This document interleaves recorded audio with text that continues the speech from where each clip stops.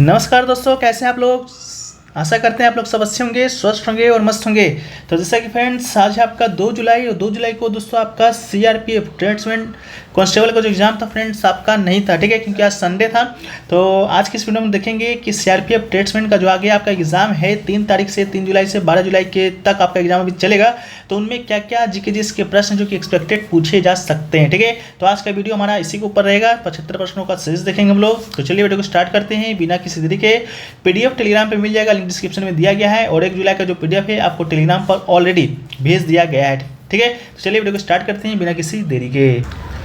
So friends, आज का जो हमारा पहला प्रश्न है वह पूछा गया है कि यक्षगान है जो कि किस राज्य का लोक नृत्य है, ठीक है। तो Yakshagana is the dance drama of which state. तो इसका जो राइट आंसर है आपका हो जाएगा ऑप्शन नंबर 2 कर्नाटक, ठीक है।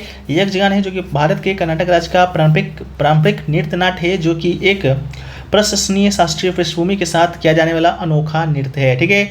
चलिए नेक्स्ट क्वेश्चन की ओर बढ़ते हैं। तो नेक्स्ट क्वेश्चन जो है आपका वह है दोस्तों आपका कि भारतीय कैलेंडर के अनुसार कौन सा महीना भारतीय परंपरा के अनुसार शिशिर ऋतु से संबंधित है, ठीक है। तो शिशिर ऋतु से संबंधित जो आपका महीना है वो आपका माघ है और आपका फागुन है। तो ऑप्शन नंबर जो 4 है इसका राइट आंसर हो जाएगा।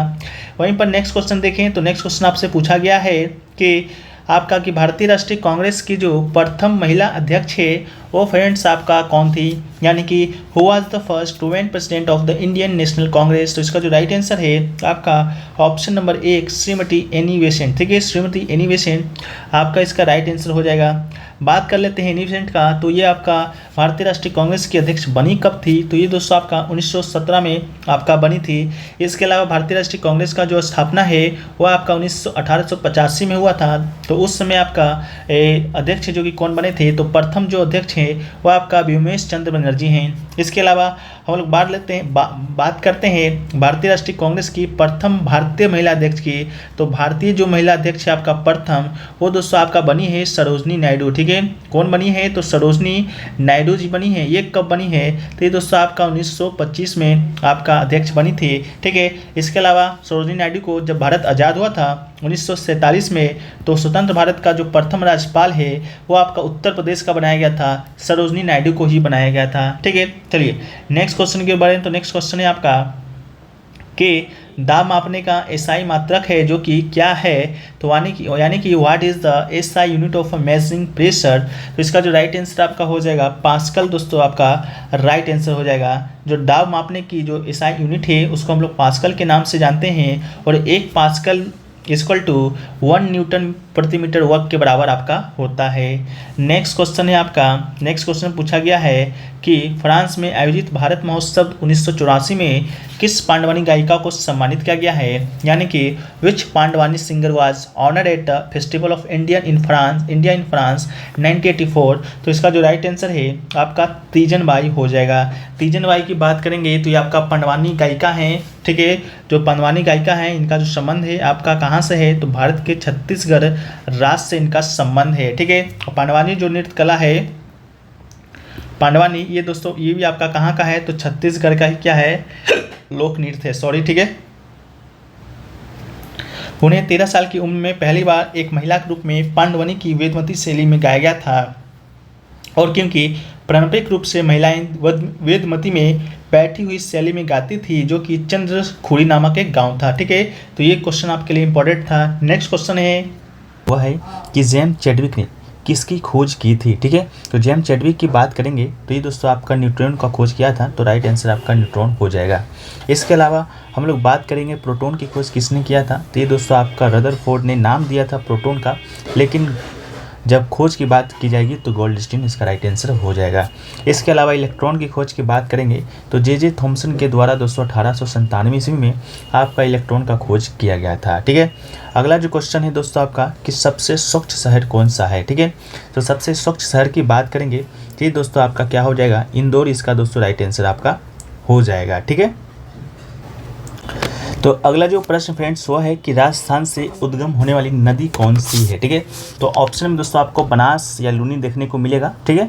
तो बनास और लूनी जो नदी है वो दोस्तों आपका कहाँ से उद्गम होता है, तो ये दोस्तों आपका राजस्थान से उद्गम होता है, ठीक है। इसके अलावा कुछ और नदियाँ जैसे कि चंबल है, माही है, नर्मदा है।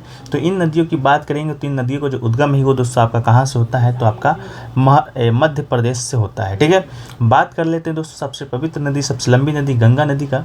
इसका जो उद्गम है दोस्तों ये कहाँ से होता है, तो इसको बता दिए, जो गंगा नदी है दोस्तों आपका दो नदियों के मिल के बनती है। एक दोस्तों आपका क्या कौन सा नदी है, तो एक आपका भागीरथी नदी है, एक दोस्तों आपका अलकनंदा है। ठीक है, अलकनंदा और भागीरथी का दोस्तों संगम होता है कहाँ पर, तो ये दोस्तों आपका देवप्रयाग एक जगह का नाम है जो कि उत्तराखंड में स्थित है। तो देवप्रयाग में दोस्तों आपका क्या होता है, इन दो नदियों का संगम होता है, ये दो नदियाँ यहाँ पर मिलती हैं, वहीं से दोस्तों आपका गंगा नदी का निर्माण होता है। ठीक है, इसके अलावा अगला जो क्वेश्चन है आपका कि बंगाल की खाड़ी में गिरने वाली नदी कौन सी है। तो बंगाल की खाड़ी में गिरने वाली नदी की बात करेंगे फ्रेंड्स, तो आपका बंगाल की खाड़ी में कौन कौन सी नदियाँ गिरती हैं, तो ये आपका एक है कृष्णा नदी, दूसरा है कावेरी नदी, तीसरा है शोरिखा नदी, ब्रह्मपुत्र, वैतरणी नदी, महानदी, गोदावरी, गंगा, ब्राह्मणी। ये सभी नदियाँ हैं आपके बंगाल की खाड़ी में ही गिरती हैं। इसके अलावा खंबात की खाड़ी में गिरने वाली कुछ नदियों की बात करेंगे हम लोग। देखिए बंगाल एक खंबात की खाड़ी में जो नदियाँ गिरती हैं वो है दोस्तों आपका माही नदी गिरती है, नर्मदा नदी गिरती है और ताप्ती नदी। ठीक है, ये जो तीन नदियाँ हैं आपका कहाँ गिरती हैं, खंबात की खाड़ी में गिरती हैं। इसके साथ ही साथ अरब सागर में कौन कौन सी नदी गिरती हैं, तो अरब सागर में आपका एक है लूनी नदी, इसके अलावा साबरमती नदी, इसके अलावा माही नदी। ठीक है, इसके अलावा नर्मदा, ताप्ती, मांडवी, जुवाड़ी, श्रावती, गंगेली, पेरियार, भरतपुजा, ये सभी नदियाँ हैं आपके अरब सागर में ही जाके गिरती हैं। ठीक है, अगला जो क्वेश्चन है फ्रेंड्स वो है आपका कि रिट लगाने संबंधित अनुच्छेद कौन सा है। ठीक है, तो रिट लगाने का जो संबंधित अनुच्छेद है दोस्तों वो आपसे पूछा गया है। तो रिट देखिए सर्वोच्च न्यायालय के अनुसार, सर्वोच्च न्यायालय में दोस्तों अनुच्छेद 32 के तहत हम लोग रिट लगा सकते हैं और उच्च न्यायालय में दोस्तों 226 के अंतर्गत। ठीक है, तो 226 के अंतर्गत उच्च न्यायालय में और अनुच्छेद 32 के तहत आपका सर्वोच्च न्यायालय में रिट जारी कर सकते हैं। टोटल 5 प्रकार का रिट होता है, जो कि आपका एक होता है बंदी प्रत्यक्षीकरण जैसे कि हॉर्बिस कॉर्पस कहते हैं, एक है आपका परमादेश जैसे कि मेंडामस कहते हैं, एक है उत्प्रेषण, इसके अलावा निषेधाज्ञा, इसके अलावा अधिकार परीक्षा। ठीक है, तो ये 5 प्रकार का जो रिट है सर्वोच्च न्यायालय और उच्च न्यायालय जारी करता है। सर्वोच्च न्यायालय अनुच्छेद 32 के अंतर्गत और उच्च न्यायालय आपका 226 के अंतर्गत। ठीक है, अगला है आपका कि पीएम मोदी ने अभी हाल ही में कहाँ पर बल्क ड्रग पार्क की आधारशिला रखी है। ठीक है, तो इसका जो राइट आंसर है आपका हिमाचल प्रदेश के ऊना में। ठीक है, इसका राइट आंसर आपका क्या हो जाएगा, हिमाचल प्रदेश के ऊना में हो जाएगा। 13 अक्टूबर 2022 को बल्क ड्रग पार्क की आधारशिला प्राइम मिनिस्टर मोदी ने रखी है। इसका जो लागत है आपका कितना है, तो 1900 करोड़ रुपए की अधिक लागत से इसको बनाया जाएगा। यह पार्क आपका एपीआई यानी कि दवा के चिकित्सक गुणों के लिए जिम्मेदार यौगिक आयात पर निर्भरता घटाने में मदद करेगा। ठीक है, चलिए अगला है आपका कि ई बाल निदान किस संस्था का ऑनलाइन पोर्टल है। ठीक है, तो ई बाल निदान की बात करेंगे तो दोस्तों आपका NCPCR। ठीक है, यानी कि national commission of protection of child rights. ठीक है, इसका एक ऑनलाइन पोर्टल है।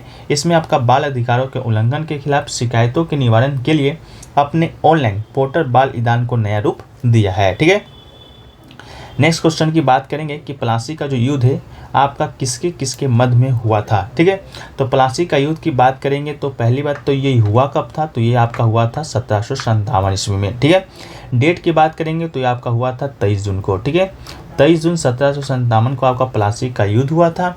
एक तरफ कौन था, तो ब्रिटिश ईस्ट इंडिया कंपनी की सेना थी और दूसरी तरफ की बात करेंगे तो कौन था, तो बंगाल के नवाब की सेना थी।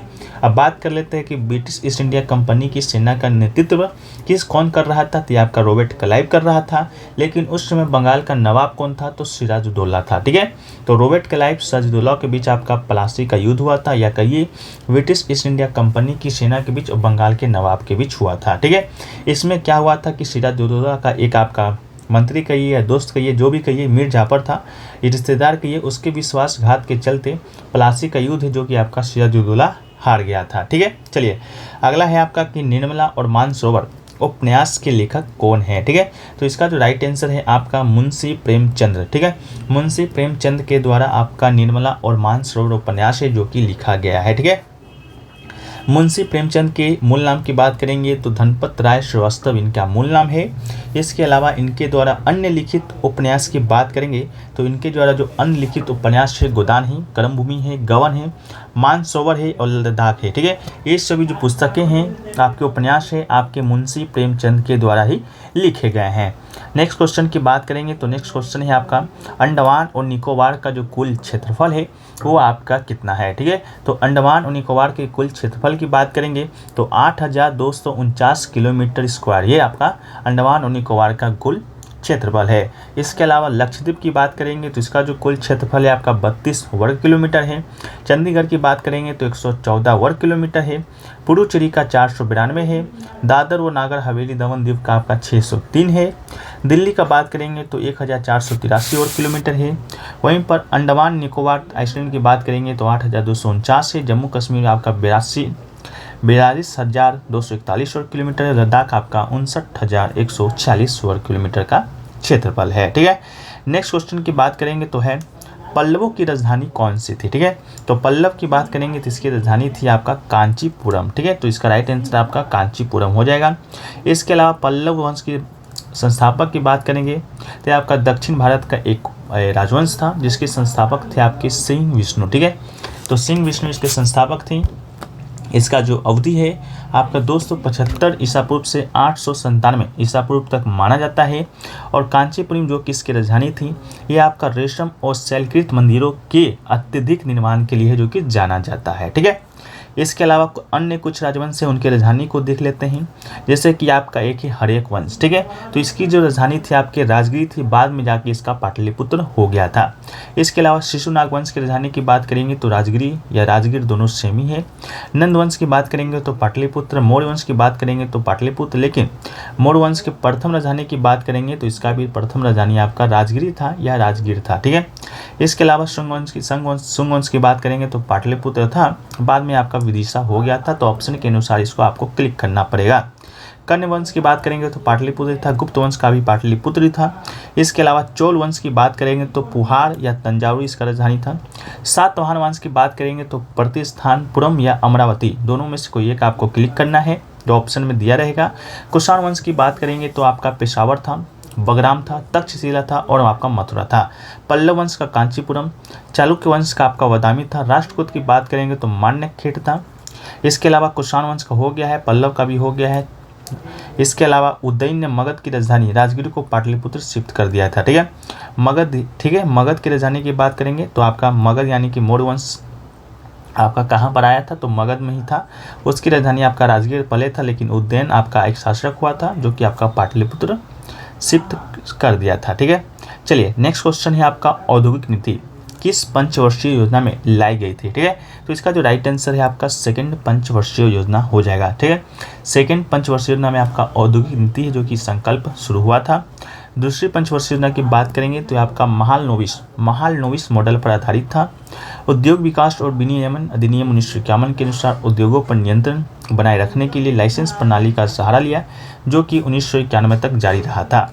इसके अलावा भारत में आर्थिक उदारीकरण की शुरुआत की बात करेंगे तो 1951 में प्रधानमंत्री पीवी नरसिम्हा राव और उनके तत्कालीन वित्त मंत्री मनमोहन सिंह के द्वारा लाया गया था। ठीक है, इसके अलावा सेकेंड पंचवर्षीय योजना की बात करेंगे तो ये आपका शुरू हुआ था 1956 ईस्वी में और चला था आपका 1961 ईस्वी तक। ठीक है, इसके अलावा प्रथम पंचवर्षीय योजना की बात करेंगे तो प्रथम जो पंचवर्षीय योजना था वो दोस्तों आपका शुरू हुआ था 1951 ईस्वी में और चला था 1956 ईस्वी तक। ठीक है, ये जो पंचवर्षीय योजना का जो संकल्पना है वो दोस्तों आपके तत्कालीन यूएसएसआर यानी कि रूस के संविधान से लिया गया है। ठीक है, चलिए नेक्स्ट क्वेश्चन की बात कर रहे हैं, उससे पहले आपका प्रथम पंचवर्षीय योजना है उसको देख लेते हैं। प्रथम पंचवर्षीय योजना आपका 1951 से 56 तक चला था। कृषि पर विकास इसका उद्देश्य था। इस योजना में कृषि को प्राथमिकता दिया गया था। सेकेंड वाला का औद्योगिक विकास था। थर्ड पंचवर्षीय योजना में अर्थव्यवस्था को गतिमान और आत्मनिर्भर बनाना था। फोर्थ पंचवर्षीय योजना की बात करेंगे तो पहला स्थिरता के साथ विकास और दूसरा आत्मनिर्भरता की स्थिति प्राप्त करना इसका उद्देश्य था। पंचवीं का आपका कृषि को सर्वोच्च प्राथमिकता देना था। इसके बाद उद्योग और खाने को वरीयता दिया गई थी। इसके अलावा छठा पंचवर्षीय योजना की बात करेंगे तो गरीबी उन्मूलन और तकनीकी आत्मनिर्भरता प्राप्त करना था। सातवीं का जो था वो आपका आत्मनिर्भर अर्थव्यवस्था की स्थापना और रोजगार के पर्याप्त अवसर पैदा करना सातवां पंचवर्षीय योजना का उद्देश्य था। आठवां का मानव संसाधन विकास जैसे रोजगार, शिक्षा, सार्वजनिक स्वास्थ्य के विकास को सर्वोच्च प्राथमिकता दी गई थी। नौवीं पंचवर्षीय योजना की बात करेंगे तो न्याय और समानता के साथ विकास करना इसका उद्देश्य था। इसके अलावा 10वीं पंचवर्षीय योजना की बात करेंगे तो आपका 2002 से 2007 तक चला था, जो अगले 10 वर्ष में भारत की प्रति व्यक्ति जो आय थी उसको दोगुना करना था। इसके अलावा 11वां पंचवर्षीय योजना आपका तेज और आर्थिक समावेशी विकास करना था। और 12वीं पंचवर्षीय योजना की बात करेंगे तो ये दोस्तों आपका 12 से 17 तक चला था और ये आपका भारत का अंतिम पंचवर्षीय योजना था। इसके बाद कोई पंचवर्षीय योजना नहीं चला है। इसका जो उद्देश्य था तेज, अधिक समावेशी और सतत विकास इसका उद्देश्य था। ठीक है, अगला है कि हाल ही में किस प्रसिद्ध टेनिस खिलाड़ी ने संन्यास की घोषणा की है? तो आपका रोजर फेडरर, जो कि स्विट्जरलैंड के हैं, उसका राइट आंसर हो जाएंगी। रोजर फेडरर अब तक 20 grand slam men's title single का खिताब जीत चुके हैं। इसके अलावा जनवरी 2023 में बात करेंगे तो आपका भारत की जो स्टार महिला टेनिस खिलाड़ी थी सानिया मिर्जा ने भी संन्यास की घोषणा कर दी थी। ठीक है, इसके अलावा अगला जो क्वेश्चन है वो है कि संघ सूची, राष्ट्र सूची, समर्थी सूची से संबंधित विषय से संबंधित आपका जो प्रश्न है बार बार पूछे जाते हैं। तो आपको संविधान का जो 7वीं अनुसूची है उसमें आपका 3 प्रकार की सूची का वर्णन किया गया है। एक है आपका संघ सूची, दूसरा है आपका राज्य सूची, तीसरा है आपका समवर्ती सूची। पहले बात कर लेते हैं संघ सूची का। तो इस पर जो कानून बनाने का जो अधिकार होता है वो दोस्तों आपको केंद्र यानी कि संसद को होता है। ठीक है, राज्य सूची की बात करेंगे तो इस पर कानून बनाने का जो अधिकार है आपके राज्यों को होता है। इसके अलावा समवर्ती सूची की बात करेंगे तो ये दोस्तों आपका कानून बनाने का जो अधिकार है समवर्ती सूची पर वो राज्य भी बना सकता है और केंद्र भी बना सकता है जिसको ज़रूरत पड़े। ठीक है, तो संघ सूची में देखिए पहले जो संविधान जब आपका बना था, तैयार हुआ था, तो आपका 97 विषय था, लेकिन वर्तमान में बात करेंगे तो 100 विषय अभी वर्तमान में है। ठीक है, 3 विषय आपका बढ़ गया है, जिसमें जो मेन है आपका रक्षा है, सेना है, रेलवे है, अंतर्राष्ट्रीय संबंध है, बंदरगाह, राजमार्ग, संचार इत्यादि जो विषय हैं आपके संघ सूची का है। राज्य सूची में पहले आपका 66 था, अब घट गया है, वर्तमान में 61 विषय हो गया है, जैसे कि पुलिस, सार्वजनिक व्यवस्था, सार्वजनिक स्वास्थ्य, स्वच्छता, अस्पताल, औषधालय, सट्टा और जुआ, ये सभी आपके राज्य सूची के विषय हैं। समवर्ती सूची की बात करेंगे तो आपके वर्तमान में 52 विषय हैं, जिसमें यहाँ तक आपका शिक्षा है, वन है, ट्रेड यूनियन है, शादी है, दत्तक ग्रहण है, उत्तराधिकार है। ठीक है, तो ये सभी आपका जो विषय है आपका क्या है, समवर्ती सूची के ही हैं। ठीक है, इसके अलावा एक संविधान संशोधन हुआ था, 42वां संविधान संशोधन अधिनियम 1976। ठीक है, उसमें 5 विषय को राज्य सूची से समवर्ती सूची में स्थापित कर दिया गया था, जैसे कि शिक्षा, फॉरेस्ट, जंगली जानवर, पक्षियों का संरक्षण, वजन और मापन, न्याय का प्रशासन, सर्वोच्च न्यायालय, उच्च न्यायालयों को छोड़कर सभी न्यायालयों का गठन और संगठन, ये सभी जो विषय है आपके राज्य सूची से समवर्ती सूची में डाल दिया गया था। कब डाला गया था? 42वां संविधान संशोधन 1976 के माध्यम से। ठीक है, जब आप देखते हैं 42वां संविधान संशोधन 1976 तो आपके माइंड में क्या आता है? तो आपके माइंड में आता होगा फ्रेंड्स आपका मौलिक कर्तव्य। ठीक है, मौलिक कर्तव्य, क्योंकि ये प्रश्न आपके बार बार बनते हैं। तो मौलिक जो कर्तव्य है आपका कब जोड़ा गया था? तो 42वां संविधान संशोधन 1976 के माध्यम से ही हमारे भारतीय संविधान में 10 प्रकार के मौलिक कर्तव्यों को जोड़ा गया था। किसके सिफारिश पर जोड़ा गया था? तो सरदार स्वर्ण सिंह समिति के सिफारिश पर जोड़ा गया था। ठीक है, उस समय आपका 10 ही जोड़ा गया था, लेकिन आप वर्तमान में 11 मौलिक कर्तव्य को पढ़ते हैं, देखते हैं। तो 11वां जो मौलिक कर्तव्य है वो दोस्तों आपका जोड़ा गया था 2002 में 6वां संविधान संशोधन के माध्यम से। ठीक है, इसके अलावा बात कर लेते हैं मौलिक कर्तव्य का, तो अनुच्छेद की बात करेंगे तो 51A में दोस्तों आपका मौलिक कर्तव्य है। इसके अलावा बात करेंगे आपका भाग की, तो भाग कहाँ पर है? तो भाग 4A में है। ठीक है, तो ये आपके मौलिक कर्तव्य से संबंधित कुछ विषय थे। और 42वां संविधान संशोधन 1976 को दोस्तों आपका लघु संविधान की संज्ञा भी दी जाती है। ठीक है, इसके अलावा जो अगला प्रश्न है वो है दोस्तों आपका कि भारतीय प्रतिभूति और विनिमय बोर्ड यानी कि SEBI, security exchange board of India के बारे में था। ठीक है, तो देखिए ये आपको बता दें, पहली बात तो ये स्टॉक मार्केट की एक नियामक संस्था है जिसकी जो स्थापना है 12 अप्रैल 1988 में हुआ था, सेबी अधिनियम 1992 के तहत। ठीक है, मान्यता कब प्राप्त हुआ था? तो 30 जनवरी 1992 को यह मान्यता प्राप्त हो गया था। इसके अलावा मुख्यालय की बात करेंगे तो मुंबई में बांद्रा कुर्ला परिसर में इसका जो मुख्यालय आपका स्थित है। तो आपको मुंबई याद रखना है, ज़्यादा कुछ याद आपको रखना ही नहीं है। नेक्स्ट क्वेश्चन आपसे पूछा गया है, कुतुबुद्दीन ऐबक का शासनकाल है जो कि कब से कब तक था? ठीक है, तो कुतुबुद्दीन ऐबक की बात करेंगे तो इसका जो शासनकाल है आपका 1206 से आपका 1210 तक। ठीक है, 1206 से 1210 तक इसका शासनकाल था। ये आपका दिल्ली का पहला सुल्तान था, गुलाम वंश का। इसके अलावा वो घुरिद प्रदेशों का प्रभारी था, बाद में मामलुक राजवंश द्वारा शासित दिल्ली सल्तनत का शासक बन गया था। उसका शासनकाल 25 जून से 1206 से 1 दिसंबर 1210 तक था और उन्हें दिल्ली में कुतुब मीनार को चालू करने के लिए जाना जाता है। मामलुक वंश जिन्हें कि गुलाम वंश भी कहा जाता है, दिल्ली सल्तनत का पहला राजवंश था और उसका ही पहला शासक था आपका कुतुबुद्दीन ऐबक। ठीक है, अगला जो प्रश्न है उसको देख लेते हैं। तो अगला जो प्रश्न है दोस्तों वो है आपका कि संयुक्त राष्ट्र अमेरिका की पहली महिला उपराष्ट्रपति कौन बनी है। ठीक है, who has become the first women president of United state of America. ठीक है, तो इसका जो राइट आंसर है आपका कमला हैरिस हो जाएगी। ठीक है, कमला हैरिस एक भारतीय राजनीतिज्ञ, वर्तमान में कैलिफोर्निया से सीनेटर तथा भारतीय अफ्रीका मूल की है और कमला हैरिस संयुक्त राज्य अमेरिका की प्रथम महिला उपराष्ट्रपति बनी है। ठीक है, बात कर लेते हैं राष्ट्रपति का। तो ये वर्तमान में कौन है, तो जो बाइडेन। जो बाइडेन दोस्तों आपके वर्तमान में क्या है, यहाँ के राष्ट्रपति हैं। ठीक है, अगला है कि भारत का गर्दन की जो हड्डी होता है उनमें से कौन सा ज्वाइंट होता है, यानी कि which joint is there in the neck bone. ठीक है, तो पाइवट ज्वाइंट आपका इसका राइट आंसर हो जाएगा। नेक्स्ट क्वेश्चन है कि भारत का जो बिस्मार्क है वो आपका किसे कहा जाता है। ठीक है, यानी कि who is known as the Bismarck of India. ठीक है, तो इसका जो राइट आंसर है आपका क्या हो जाएगा, सरदार वल्लभ भाई पटेल। ठीक है, सरदार वल्लभ भाई पटेल दोस्तों इसका राइट आंसर आपका हो जाएगा, जिसे कि बिस्मार्क ऑफ इंडिया कहा जाता है। ठीक है, वल्लभ भाई पटेल को भारत के लौह पुरुष के रूप में जाना जाता है, ये भी बात है। इसके अलावा महात्मा गांधी ने वल्लभ भाई पटेल को सरदार की उपाधि दी थी, ये भी बात है। उन्हें भारत के बिस्मार्क के रूप में जाना जाता है क्योंकि उन्हें भारत को एकजुट करने में प्रमुख भूमिका निभाया था और ये बारदोली सत्याग्रह से भी संबंधित हैं। ठीक है, बारदोली सत्याग्रह की बात करेंगे तो आपको बता दें ये दोस्तों आपका गुजरात में हुआ था। ठीक है, इसी सत्याग्रह में दोस्तों यहाँ की जो महिलाएं थीं इन्हें आपके वल्लभ भाई पटेल को सरदार की उपाधि दी थी। ठीक है, इस बात को भी आप याद रख लीजिएगा थोड़ा सा। नेक्स्ट क्वेश्चन की बात करते हैं। तो नेक्स्ट क्वेश्चन है आपका कि मिस इंडिया वर्ल्ड वाइड 2022 का खिताब है जो कि किससे मिला है, यानी किसने जीता है। ठीक है, तो इसका राइट आंसर आपका खुशी पटेल। ठीक है, खुशी पटेल आपके राइट आंसर हो जाएंगे। अगला है कि भारतीय संविधान का अनुच्छेद 2 है जो कि किससे संबंधित है।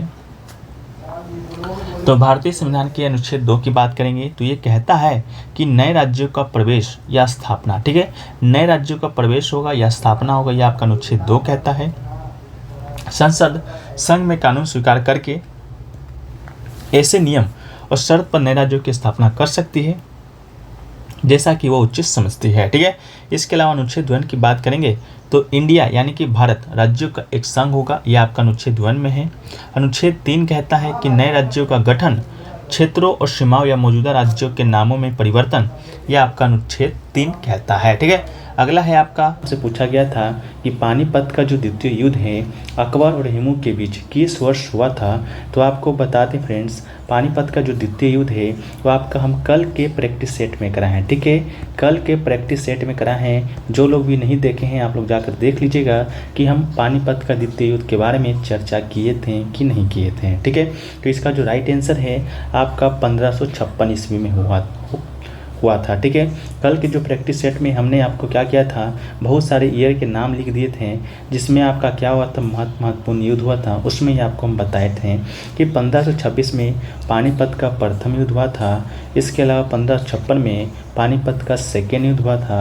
1761 में पानीपत का तृतीय युद्ध हुआ था। ठीक है, हुआ था हेमू के बीच और अकबर के बीच। तो अकबर के बीच हुआ था, तो अकबर तो 1556 में शासन के गद्दी पर बैठा ही था, तो अकबर युद्ध करेगा कैसे, तो किया कौन था, इसका नेतृत्व कर रहे थे कौन, बैरम खां। ठीक है, ये भी प्रश्न पूछा जा सकता है। इसके अलावा हेमू की बात करेंगे तो हेमू वो हिंदू राजा था जिसने दिल्ली से उत्तर भारत पर शासन किया था। ठीक है, इसके अलावा अकबर 18 वर्ष की आयु में राज्य का शासन ग्रहण किया है, जैसा कि हमने आपको बताया था ये 1556 में ही किया है। ठीक है, इसको भी आप रिलेट करके याद रख सकते हैं। इसके अलावा पानीपत की प्रथम लड़ाई 1526 में हुआ था। किसके किसके बीच हुआ है, तो बाबर और लोधी वंश का अंतिम शासक था इब्राहिम लोदी के बीच हुआ था। ठीक है, बाबर युद्ध में जीत गया था। इसके बाद भारत में मुगल वंश का स्थापना किया था। ठीक है, इसके बाद पानीपत की तीसरी लड़ाई जैसा कि हमने आपको बताया 1761 ईस्वी में हुआ था। किसके किसके बीच हुआ था, तो मराठा साम्राज्य और अहमद शाह दुरानी के बीच लड़ा गया था, जिसमें अहमद शाह दुरानी का जीत हुआ था। तो ये इसको भी आप रिलेट करके हैं जो कि आपको याद रखने की ज़रूरत है। ठीक है, फ्रीडम इन एक्साइल जो आत्मकथा है वो किन की है, ठीक है। तो इसका जो राइट आंसर हो जाएगा वो फ्रेंड्स आपका दलाई लामा हो जाएगा, ठीक है। फ्रीडम इन एक्साइल है जो कि आपका दलाई लामा की आत्मकथा है। यह पुस्तक है हार्पर सैन फ्रांसिस्को द्वारा 1 अगस्त 1991 को प्रकाशित किया गया था। दलाई लामा का मानना है कि तिब्बती बौद्धों को अवलोकितेश्वरा का अभिप्राय दया का बोधिसत्व और तिब्बत के संरक्षक सत्य के रूप में जाना जाता है, ठीक है। अगला है आपका दाचीगाम नेशनल पार्क है जो कि कहाँ पर स्थित है, ठीक है। तो दाचीगाम जो नेशनल पार्क है वो आपका जम्मू और कश्मीर में स्थित है, तो राइट आंसर हो जाएगा, ठीक है। दाचीगाम का शब्द का जो अर्थ होता है 10 गांव होता है और पार्क का जो नामकरण है उन 10 गांव की यादों में किया गया था जिन्हें पार्क के कारण हस्तांतरित किया गया था, ठीक है। पार्क 1910 से एक संरक्षित क्षेत्र था लेकिन 1981 में आपका एक राष्ट्रीय उद्यान में पदोन्नत कर दिया गया था, ठीक है। तो आपका दाचीगाम राइट आंसर हो जाएंगे। अगला है कि डैश भारत संघ के कार्यपालिका का संवैधानिक प्रमुख होता है। तो संवैधानिक प्रमुख आपका कौन होता है, तो राष्ट्रपति होता है। राइट आंसर क्या हो जाएगा, राष्ट्रपति हो जाएगा। वर्तमान में राष्ट्रपति कौन है फ्रेंड्स, तो आपको बता दें ये आपके कौन है, द्रौपदी मुर्मू हैं। कितने नंबर की हैं, तो ये आपके 14वें नंबर की हैं। कब नियुक्त हुए हैं, मतलब कब जीते हैं, 2022 में ही इनका चुनाव हुआ था, ठीक है। इसके अलावा राष्ट्रपति संघ का तो संवैधानिक प्रमुख होता है लेकिन राष्ट्रपति राज्य का मुखिया होता है, जबकि प्रधानमंत्री की बात करें तो सरकार का मुखिया कौन होता है, वो आपका प्रधानमंत्री ही होता है, ठीक है।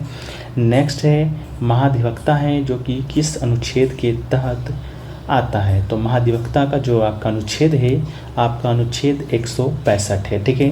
भारतीय संविधान का अनुच्छेद 165 के अनुसार राज्यपाल के द्वारा महाधिवक्ता की नियुक्ति की जाती है जो कि राज्य का सर्वोच्च विधि अधिकारी होता है, ठीक है।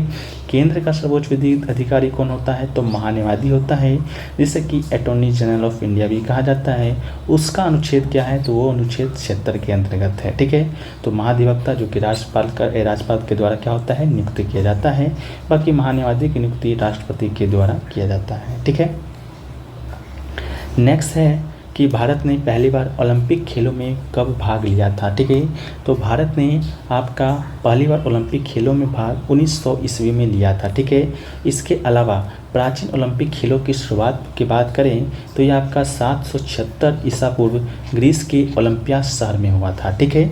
ये भी क्वेश्चन पूछा जा चुका है आपका कि पहली बार ओलंपिक कहाँ आयोजित हुआ है, तो उसका राइट आंसर ग्रीस था, ठीक है।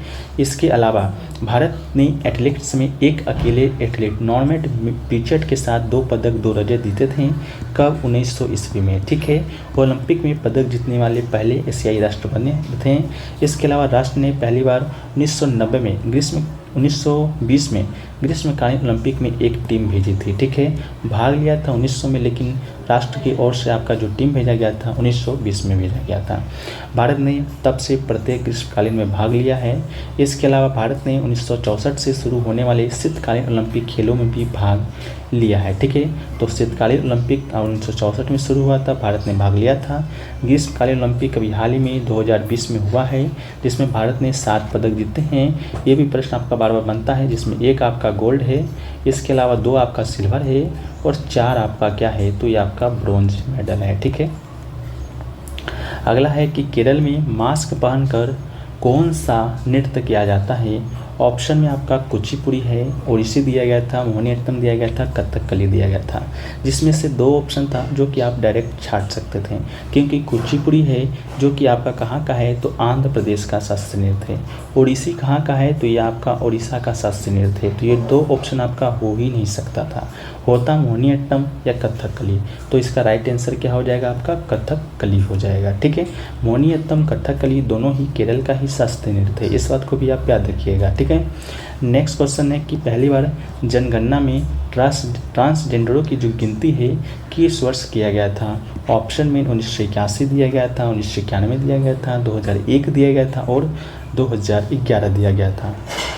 तो इसका जो राइट आंसर है आपका 2011 हो जाना था, ठीक है। 2011 की जो जनगणना है भारत में अभी अंतिम जो जनगणना है वो 2011 का ही जनगणना है। इसके बाद 2021 में जनगणना होना था, जो कि प्रत्येक 10 साल के बाद होता है, लेकिन 21 का जो जनगणना है अभी तक कोरोना के कारण है, जो कि दोस्तों आपका नहीं हो सका है। ठीक है, तो 2011 का जनगणना है, भारत का 15वीं जनगणना है। इसके अलावा स्वतंत्र भारत की 7वीं जनगणना थी। ठीक है, इस बात को भी याद रख लीजिएगा। अगला है आपका कि आधुनिक भारत का जो जनक है किसे कहा जाता है। ऑप्शन में राजा राम मोहन राय दिया गया था, जो कि बिल्कुल राइट आंसर था। राजा राम मोहन राय की बात करेंगे तो ब्रह्म समाज के नेताओं में से एक थे। इसके अलावा ब्रह्मो समाज एक भारतीय उपमहाद्वीप सामाजिक धार्मिक सुधार आंदोलन था। ठीक है, इसके अलावा राजा राम मोहन राय जी की बात करेंगे फ्रेंड्स, तो राजा राम मोहन राय जी का जो राजा की उपाधि है वो किसने दिया था, तो अकबर द्वितीय ने दिया था। किसने दिया था, अकबर द्वितीय ने दिया था। ठीक है, राजा राम मोहन राय को पुनर्जागरण का पिता भी कहा जाता है, भारत का जनक भी कहा जाता है, आधुनिक भारत का। इन्होंने क्या किया था कि 1829 में एक प्रथा बहुत दिनों से चला आ रहा था, वो आपका सती प्रथा था। ठीक है, जिसमें आपका ख़त्म किसने किया था, लॉर्ड विलियम पेंटिक ने किया था, लेकिन इसके पीछे हाथ किसका था, तो ये आपका राजा राम मोहन राय जी का ही था। ठीक है, अगला है कि क्रिकेट की जो शुरुआत है फ्रेंड्स वो आपका किस देश में हुआ है। तो ठीक है, तो क्रिकेट की जो बात करेंगे तो क्रिकेट का जो शुरुआत है आपका इंग्लैंड में हुआ था। ठीक है, इंग्लैंड में हुआ था, राइट आंसर हो जाएगा। आप लोग ने एक फिल्म भी देखा होगा लगान। ठीक है, लगान देखा होगा फिल्म, उसमें क्या होता है, क्रिकेट का एक मैच कराया जाता है, जो कि आपका जो भारत में इंग्लैंड जब शासन कर रहे थे उस समय का कहानी को चित्रित किया गया है। ठीक है, तो इंग्लैंड का राष्ट्रीय खेल भी क्या है, क्रिकेट है। भारत की बात करेंगे तो भारत का राष्ट्रीय खेल क्या है, तो हॉकी है। ठीक है, इस बात को भी आप लोग है जो कि याद रखिएगा। ठीक है, नेक्स्ट क्वेश्चन पूछा गया था कि भारत का कौन सा महाद्वीपीय जो देश है मानव विकास सूचकांक 2021-22 में सबसे पहले है। ऑप्शन दिया गया था आपका बांग्लादेश दिया गया था, नेपाल दिया गया था, भूटान दिया गया था, श्रीलंका दिया गया था। ठीक है, इसका राइट आंसर आपका श्रीलंका हो जाएगा। ठीक है, एक स्टूडेंट कह रहे थे कि मानव विकास सूचकांक 2021 से 11 में कौन सा देश शीर्ष स्थान पर था। इस तरह का भी प्रश्न जो बना है तो देख लीजिए, नॉर्वे इसका राइट आंसर होगा अगर बना होगा तो। मेरे ख्याल से ये आपका जो सेकंड क्वेश्चन है वही पूछा गया था। इसके अलावा जो आपका मानव विकास सूचकांक है यूएनडीपी के द्वारा तैयार किए गए 2011 की रिपोर्ट के अनुसार 187 देश में भारत आपका क्या है, 134वें स्थान पर है। ठीक है, इसके अलावा एक मैप है जो कि आपका ह्यूमन डेवलपमेंट ट्रैकिंग ग्लोबल डिस्लाइन का जो आपका चार्ट है, जो कि आपका 2021-22 का ही है, जिसमें भारत आपका 21 में 132वां स्थान लाया था, 20 में 130 लाया था। टॉप पर आपका स्विट्जरलैंड था, बॉटम पर आपका साउथ इंडियन था, और भारत की परिप्रेक्ष्य में बात करें तो नाइबर कंट्री में आपका श्रीलंका था। ठीक है, चलिए नेक्स्ट क्वेश्चन है कि सफ़ेद रंग के प्रकाश के कितने रंग के प्रकाश होते हैं, तो इसका राइट आंसर 7 हो जाएगा। ठीक है, सफ़ेद प्रकाश जिसमें दृश्यमान प्रकाश सीमा में सभी तरंगदैर्घ्य होते हैं को सफ़ेद प्रकाश कहा जाता है। यह 7 जो प्रकाशीय रंगों का संयोजन है, पहला तो बैगनी है, जम्बुकी है, नीला है, हरा है, पीला है, संतरी है एवं लाल है। ठीक है, चलिए नेक्स्ट क्वेश्चन की ओर बढ़ते हैं। तो दिया गया था कि एमएस शुभलक्ष्मी का जो संबंध है वो किस वाद्य यंत्र से है, तो इसका राइट आंसर आपका बीना हो जाएगा। ठीक है, एमएस शुभलक्ष्मी का जो पूरा नाम है दोस्तों वो आपका मदुरै सन्मुखोदीव शुभलक्ष्मी है, जो कि तमिलनाडु के मदुरै की कर्नाटक संगीत से संबंधित गायिका है। तो ये भी प्रश्न बहुत बार बन चुका है, किस संगीत से है, तो कर्नाटक संगीत से है। वह भारत के सर्वोच्च नागरिक सम्मान भारत रत्न से सम्मानित होने वाली पहली संगीतकार भी है। ठीक है, नेक्स्ट क्वेश्चन पूछा गया था निम्नलिखित में से किस मंदिर को ब्लैक पैगोडा कहा जाता है, तो सूर्य मंदिर कहाँ का, कोणार्क का। कोणार्क कहाँ स्थित है, उड़ीसा में स्थित है। तो कोणार्क के सूर्य मंदिर को ब्लैक पैगोडा भी कहा जाता है। इसे 13वीं शताब्दी में पूर्व गंग साम्राज्य के जो राजा थे नरसिंह देव प्रथम ने बनवाया था। यह विश्व धरोहर स्थल में भी शामिल है। ठीक है, अगला है कि किस तुर्की सुल्तान ने 1025 ईस्वी में सोमनाथ मंदिर को लूटा था, तो इसका जो राइट आंसर है वो आपका महमूद गजनबी हो जाएगा फ्रेंड्स। तो आपका राइट आंसर, ठीक है। ये जो सोमनाथ जो मंदिर है स्थित कहाँ है, तो गुजरात के वेरावल बंदरगाह में स्थित इस मंदिर की महिमा कीर्ति दूर दूर तक फैली हुई है। अरब यात्री अल-बरूनी ने अपने यात्रा वृत्तांत में इसका विवरण लिखा है, जिसमें प्रभावित हो महमूद गजनबी ने सन 1025 में सोमनाथ मंदिर पर हमला किया है, उसकी संपत्ति लूट और उसे नष्ट कर दिया गया था। अगला है महासागरों की जो औसत जो लवणता होती है डैश भाग प्रति हजार होती है, ठीक है। तो इसका जो राइट आंसर है आपका 35 हो जाएगा, ठीक है। लवणता 1000 ग्राम पानी में मौजूद नमक की मात्रा होती है। महासागरों की औसत लवणता आपका 35 भाग प्रति हजार होता है, ठीक है।